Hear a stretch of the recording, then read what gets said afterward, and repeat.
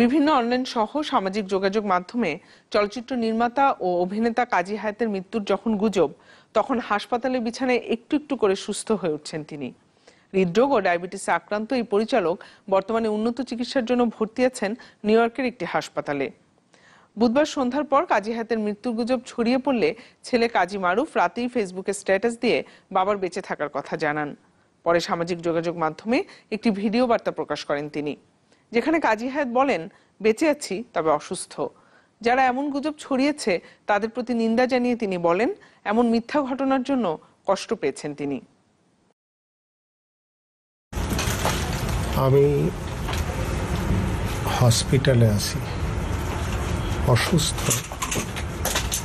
তবে বেঁচে আছি। যারা মিথ্যে কথাটা ছড়িয়েছে তাদের আমি নিন্দা করি।